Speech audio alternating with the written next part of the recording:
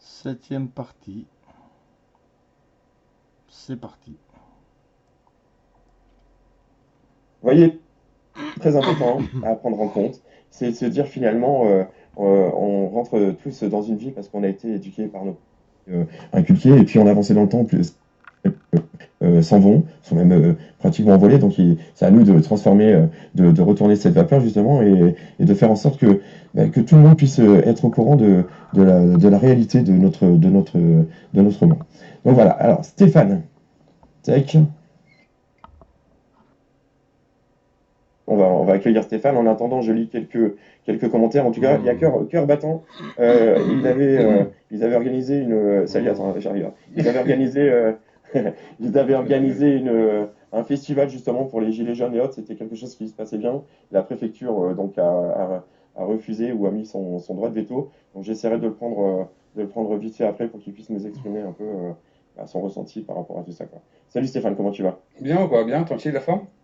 Écoute, ça va, hein. Donc, vous voyez, il y a eu Valérie, maintenant vous avez Stéphane. Ça, va Chacun parle. ça, Voilà, donc. à mon avis, ouais, ça va pas. Enfin bref, c'est. Enfin bref, tu sais ce que je pense, de toute façon, et j'en fais assez des lives en ce moment pour faire comprendre aux gens ce que je pense et ce que je ressens et tout ce que j'ai pu. Enfin bref, c'est pas, j'ai pas envie de me mettre en avant, je m'en tape. Je me suis jamais mis en avant pour ce que j'ai fait. Je préfère mettre le message, etc. en avant. Ça fait Moi, longtemps je en m'en plus fous que dans tu fais l'histoire. ça, hein. Et Ça moi, je fait m'en fous longtemps dans que tu fais ça, l'histoire. hein. Si tu avais quelque C'est chose à clair. gagner dessus, tu l'aurais déjà gagné, hein. On le sait. C'est clair. Je voulais revenir sur ce qu'elle disait tout à l'heure sur comment elle appelle ça déjà. Désolé, j'ai un trou de mémoire. La propriété de La, ce qu'on est dès qu'on est. la fraude non légale? Ouais, la fraude du non légal. Mais Oui. ça va beaucoup plus loin que ça en réalité même, si on continue Mhm. notre histoire rapidement. C'est que Mhm. ça a permis à la mafia Khazar, en rentrant en Angleterre, de pouvoir créer l'usure. C'est-à-dire qu'autrefois, le code maritime faisait que lorsque tu amenais des marchandises, il n'y avait pas d'usure, c'était une forme de troc. Lorsque la mafia Mhm. Khazar est arrivée en Angleterre, ça lui a permis de créer l'usure, ce qu'on vit nous aujourd'hui. Ça fait 700 ans, juste comme ça, quoi. Ça fait à peu près 700 ans, grosso modo. Mhm. Lorsqu'ils ont décidé de faire en sorte de s'installer dans notre nation du monde entier, mais le problème, c'est que j'ai peur que si je parle d'histoire, les gens ils s'en aillent. On Alors, sait non, bien comment attendez, ça se alors passe. justement, ce qu'on va faire. C'est Comme vous le savez, messieurs, dames, et puis on se connaît tous maintenant, hein, on a l'habitude. Vous savez très bien que pour expliquer ce qui est en train de se passer maintenant, pour expliquer ce qu'ils veulent faire de nous après, il faut forcément revenir dans l'histoire. Donc, comme je vous l'expliquais, clair. donc Ouais, là, vous voyez, il y a attention. Valérie qui est revenue tout à l'heure, qui est venue tout à l'heure pour vous parler finalement de la fraude du non légal, mais qui vous permettait déjà de remonter dans l'histoire pour savoir le pourquoi du comment. Donc là, je C'est clair. vous, je vous le dis, le but de ces lives, de toute façon, toutes les personnes qui sont là, c'est parce qu'elles savent qu'on part dans l'éveil. Et si on part dans l'éveil, pour comprendre ce qui se passe maintenant, on regarde ce qui s'est passé avant. Et j'ai Et rien à donc, pour mieux gagner. comprendre. Voilà. Mais Et j'ai personne n'a rien rien à à gagner. gagner. Non mais Donc, voilà, non mais pour partagez ces les des amis fois, j'ai et rien à gagner. J'ai rien à écoutons gagner. Stéphane. Allez, Non, Stéphane. non, c'est pas la question. J'ai pas la science infuse ni quoi que ce soit. Ah C'est ce non, que mais moi j'en ai personne retiré n'a de. la science infuse. Ça fait 30 piges que je les sniffe, que je les piste, ces enfoirés, quoi. Vite fait. La mafia Khazar, de ce que nous on appelle la mafia Khazar, pour que Salut tout le monde Bach. puisse être au courant, ça s'appelle les sionistes. Ce que nous on confond entre juifs, sionistes, israéliens, ce qu'on appelle les sémites, etc. Les Khazars qui sont sionistes ne sont en aucun cas sémites, Continue, israéliens j'arrive, ou hein. juifs. Non mais c'est super important que vous puissiez comprendre ça, parce que on va pouvoir parler de l'histoire, parce que on va pouvoir comprendre la base. Lorsque la mafia Khazar, ça lui a permis de prendre le contrôle total, je prends toujours cet exemple-là.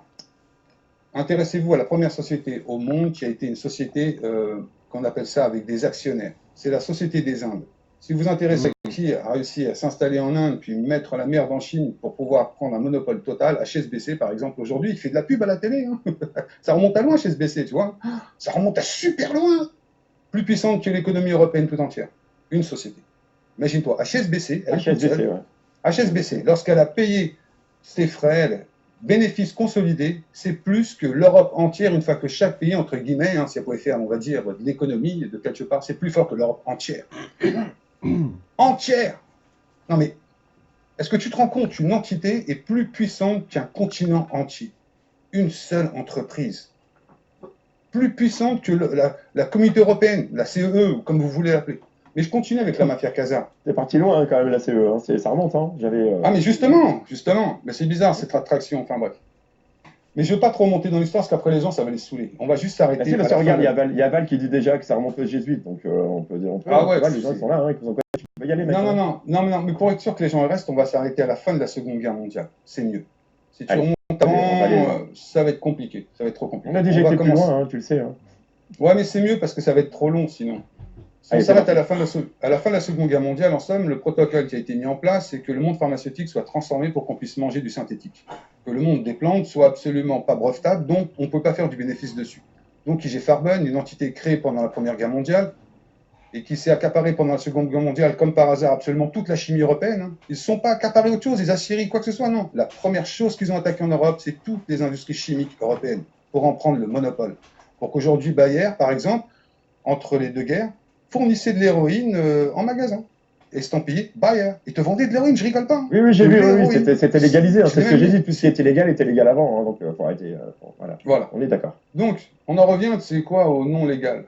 À la fin de la Seconde Guerre mondiale, ils ont compris que nous n'étions, c'est ce qu'on appelle la théorie du chaos, la théorie de la peur. Nous étions transformables à partir de ce moment-là parce que les gens vivaient dans la peur. C'était indéniable, on vivait dedans.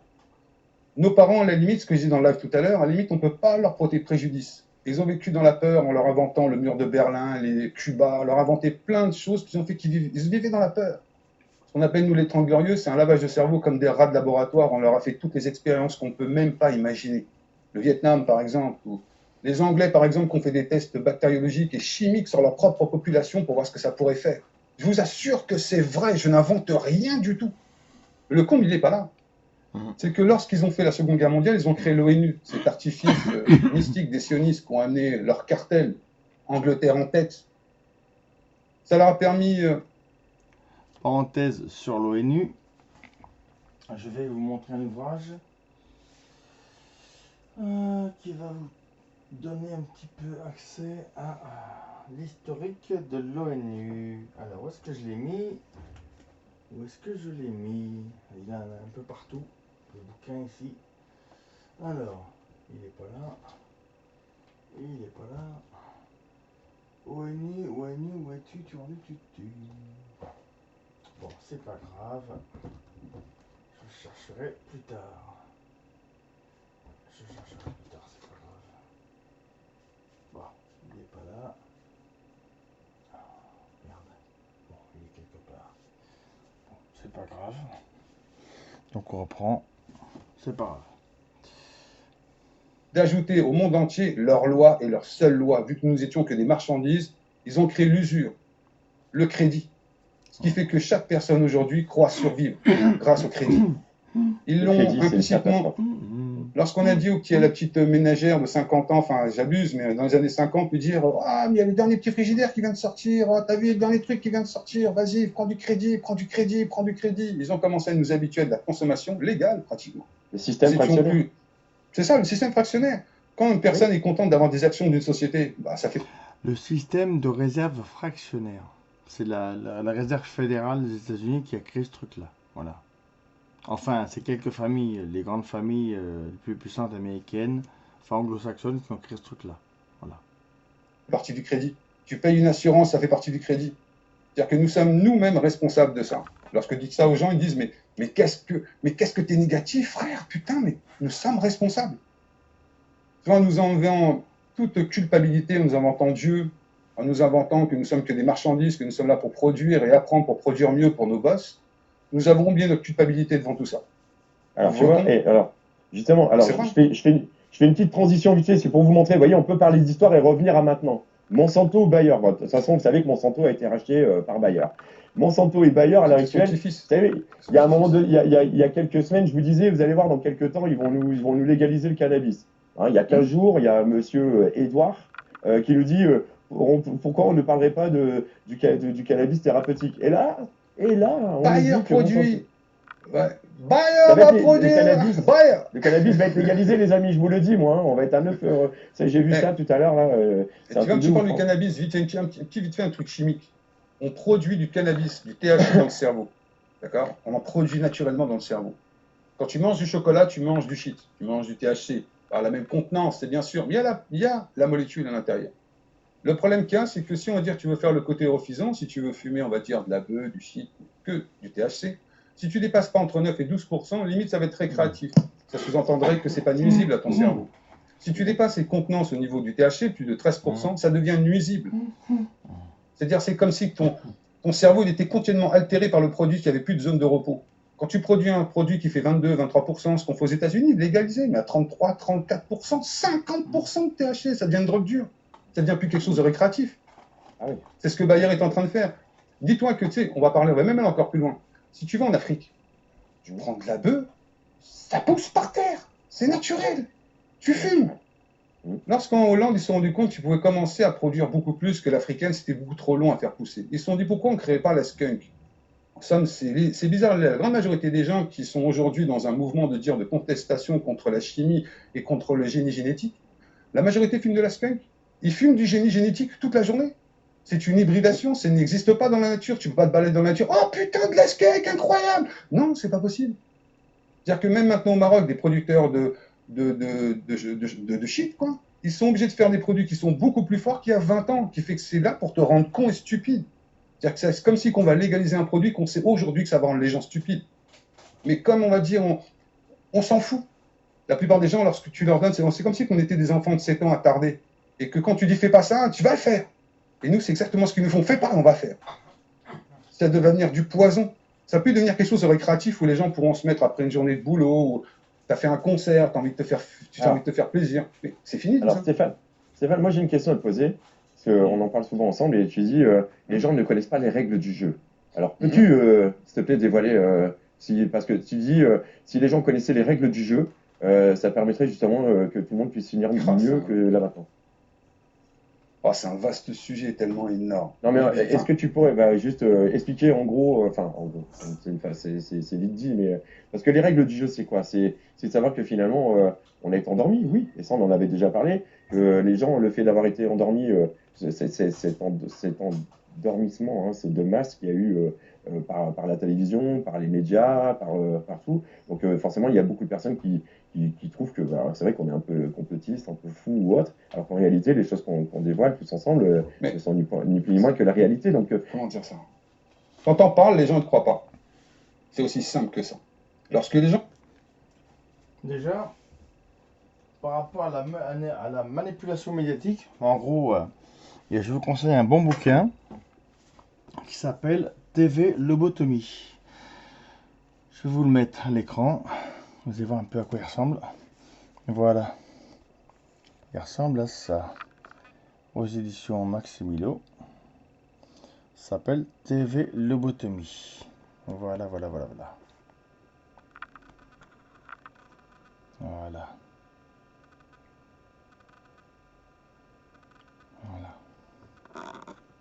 De Michel Lesmerger.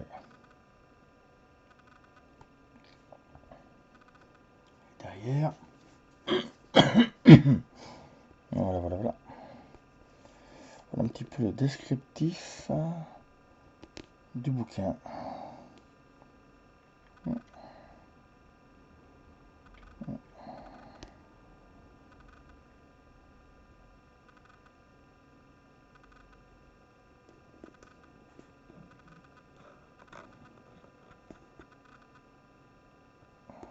Voilà.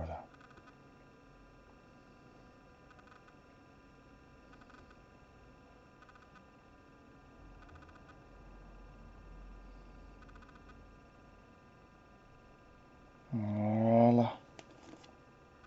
On reprend. Quand tu leur expliques les règles du jeu telles qu'elles ont été fondées par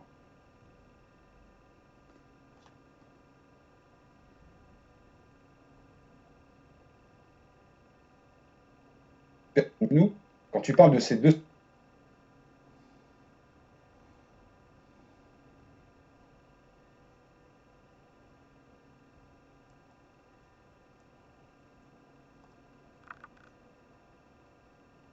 content de partir. Il y a même quelqu'un en live hier qui me disait dans live, mais de quoi tu me parles? On a bossé toute l'année, on a besoin de nos 5 semaines de congés payés. Ça veut dire qu'on est des esclaves à bosser 11 mois de l'année, et pendant 1 mois, tu vas faire ton fier sur les plages et faire ta grillade pour montrer, ouais, je suis libre pendant 5 semaines et je vais payer. Et encore pire, je vais même rajouter un truc plus méchant et plus mesquin. C'est que les gens parlent de réchauffement climatique, cette farce, pourtant ils vont tous prendre leur voiture et foncer sur la Côte d'Azur. C'est vrai ou c'est pas vrai? Tu vas me dire encore, je suis négatif. il y en a beaucoup. Il y en a beaucoup aussi qui vont être sur. Enfin, on va, de toute façon, je vais te dire, moi, personne, enfin, j'en parlerai après avec vous tous et puis avec toi, hein, de toute façon, parce que voilà. Mais j'en parlerai après parce que c'est pas le moment. Mais moi, le 22 juin, je vais voir comment que ça va se passer, mais aussi apporter mon soutien et chacun peut apporter son Mais, soutien. mais un Merci. soutien à quoi? Mais Mais dis-moi, attends, je comprends pas ton soutien à quoi? La moitié des gens sont obligés de vivre avec le crédit, c'est établi, on survit. C'est plus qu'on vit, on survit. Et la moitié des gens à qui on va expliquer ça, qui pourraient nous il faut aider, bien faire c'est tomber cette finance, même si elle se casse mais la gueule toute non, seule aussi, hein, quand on voit déjà mais avec tu la vieille rêves. banque. Écoute, écoute, écoute, écoute. Là, ce qu'ils sont en train de nous préparer avec Facebook, tu vois, c'est pas pour rien que Facebook nous a parlé de sa monnaie. C'est parce qu'ils savent que la prochaine crise financière qui va arriver, je t'assure que 1929, ça sera de la rigolade. Et là, c'est bizarre. En 1929, ça a permis de créer la Banque des recouvrements internationaux, celle qui nous dirige aujourd'hui, que personne ne connaît. Allez vous intéresser à la Banque des recouvrements internationaux qui siège en Suisse. Tu parles toujours des francs-maçons continuellement. Le siège des francs-maçons au monde, il est en Suisse. Le protocole des sages de Sion, la ville de Sion, c'est en Suisse. Et j'aime bien tous les Français qui vont dans les églises, ils vont gratter. Oh, comment il y a une trace franc-maçon, ils vont faire pipi, ils vont se frotter dessus. Je suis désolé, mais c'est vrai. Les gens où la source elle est, ils se tournent autour. On dirait que c'est un chien qui cherche une truffe, mais qui ne sait pas où aller parce que, je sais pas, il a mis un truc dans le nez. C'est quelque chose de dingue, quoi. Mais c'est la vérité, je suis quand même désolé, quoi. Mais attends, la moitié des gens De toute parlent de façon, ça. oui, vas-y. Je suis peut-être virulent, c'est vrai, parce qu'au bout d'un moment, ça prend la tête. Quand la moitié des gens ils parlent de franc-maçonnerie, mais quel gars illuminatif, on dirait que les mecs sont illuminés dans leur tête.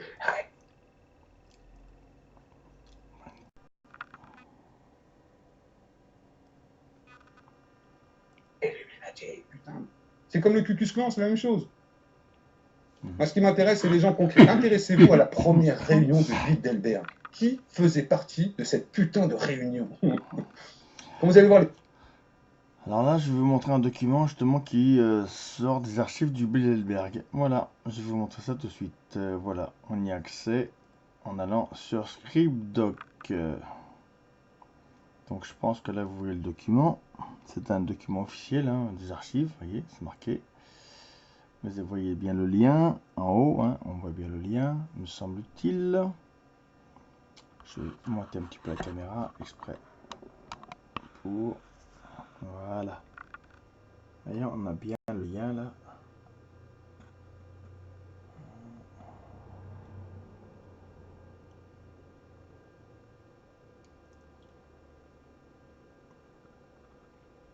Sur scriptdoc.com.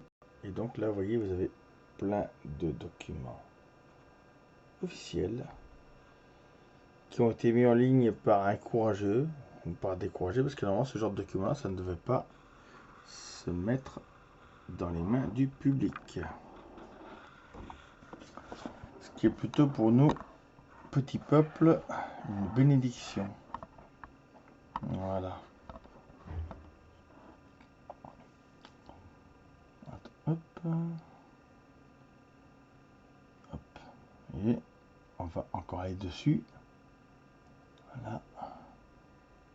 Ça, c'est le rapport du Bilderberg à Évian. C'est la conférence du 21 au 24 mai 92. Et il y a 39 pages sur ce document. Bon, là, on ne peut pas y avoir accès. Enfin, on peut y avoir parce que ils existent. Là, je vais cliquer sur celui-ci.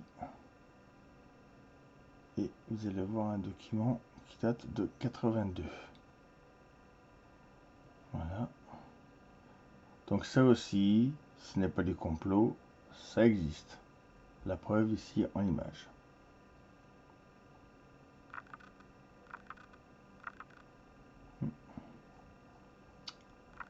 Attendez. Ah oui, il faut le temps que la page s'affiche. Voilà. Je pense que vous le voyez. Voilà, on le voit plutôt très bien. Ouais, on va monter un peu. Voilà. Vous voyez. Document des archives du groupe Bilderberg. Là, apparemment, celui-là. Voilà.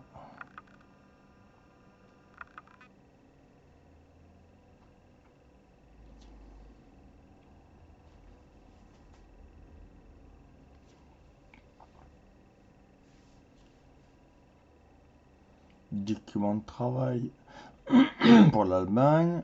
Pareil, document international de travail pour l'international. Enfin, voilà, et après il y a les discussions, et enfin, il y a plein de choses. Les politiques divergentes et les attitudes dans la communauté nord-atlantique. Enfin, bref, il y a pas mal de choses. Hein. Voilà, voilà, voilà.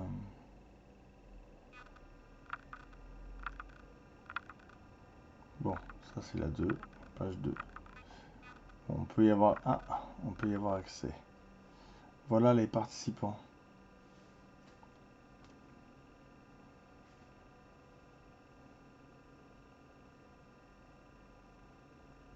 Voilà, il y a des gens de la trilatérale, il y a des gens de la communauté européenne, il y a des gens de chez Exxon. Il y a pas mal de choses, des sénateurs. En France, il y a eu Georges Bertoin.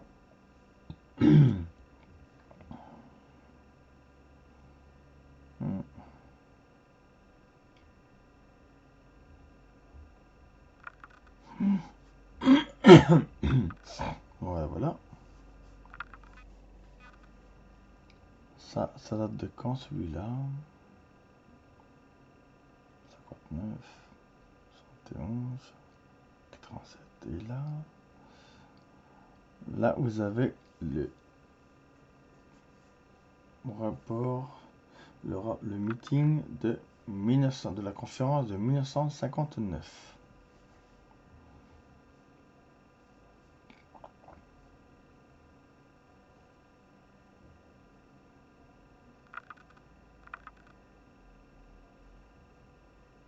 Voilà. Vous voyez, donc ces gens-là existent bien.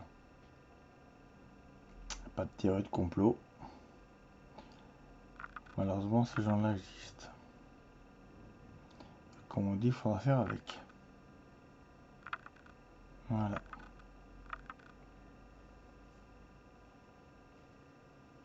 Les participants.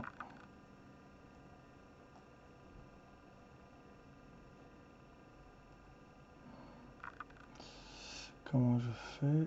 Non, faut pas. Non.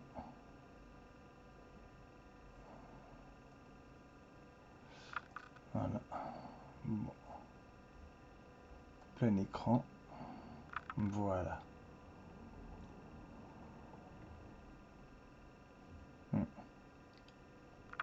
Voici la liste des participants.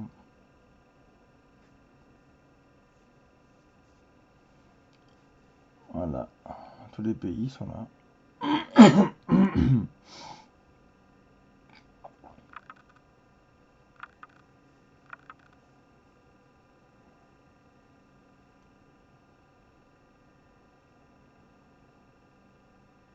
Voilà.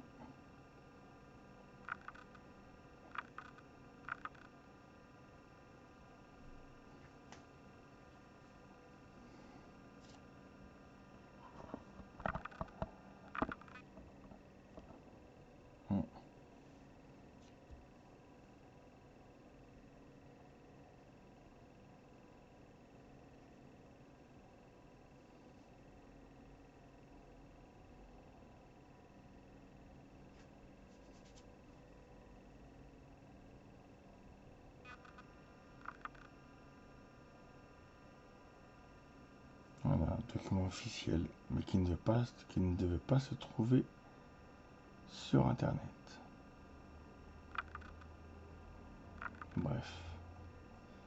Voilà, déjà.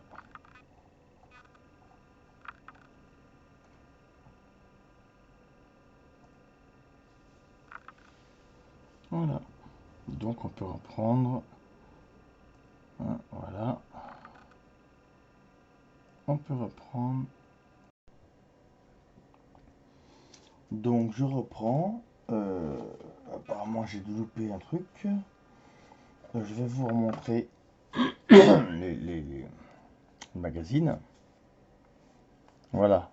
Vous avez 3 vidéos très importantes qu'il est utile. Voilà, qu'il est utile d'avoir justement sur cette élite mondiale.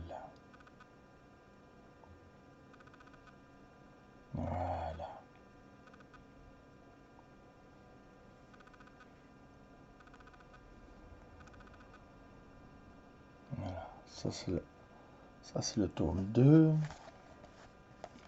Voici la couverture.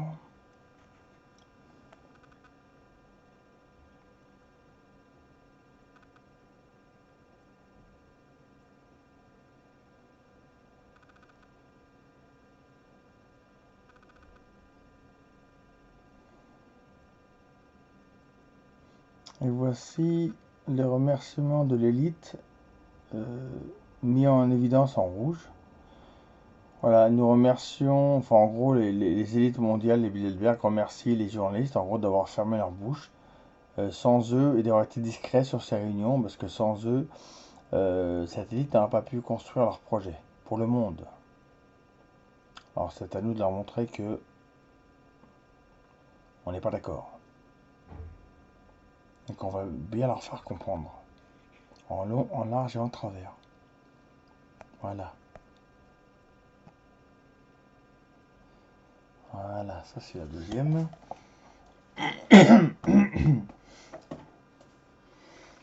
Ça c'est la troisième, le troisième tome qui parle de la trilatérale.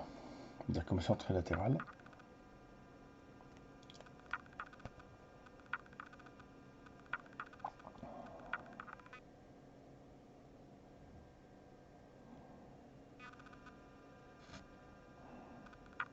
Voilà. Et voilà ce qui a marqué derrière.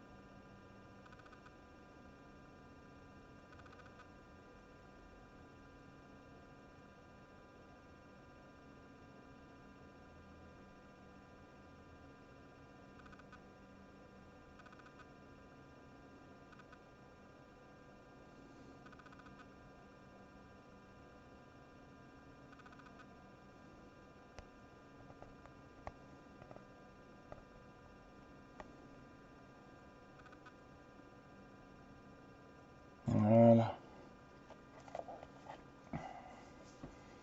Le premier, si vous ne l'aviez pas vu, je vous le remets. Voilà, comme ça vous allez le voir. Là c'est le premier tome.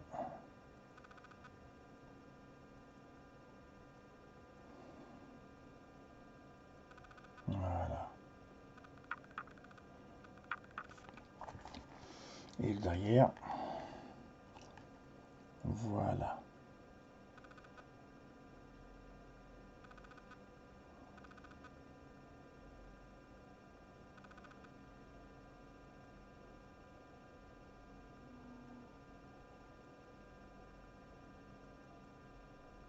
Voilà. Alors on reprend la lecture de la vidéo. Bah, Un Lenny, on fomenteur l'avait posté ça déjà, on va le reposter. Hein, s'il faut. C'est JP Morgan. Le mec a fomenté la Seconde Guerre mondiale avec d'autres appuis financiers, comme Goldman Sachs et des familles françaises, anglaises, autrichiennes et allemandes, et russes, chinoises. Il a permis aux Japonais d'attaquer la Chine. Je ne rappelle pas que les Japonais ont envahi la Mandchourie. À une époque, ils ont fait même des massacres, etc. Même aujourd'hui, la Chine demande au Japon qu'ils puissent reconnaître ce massacre qu'ils ont fait. Bon, ils se sont fait massacrer, les Japonais.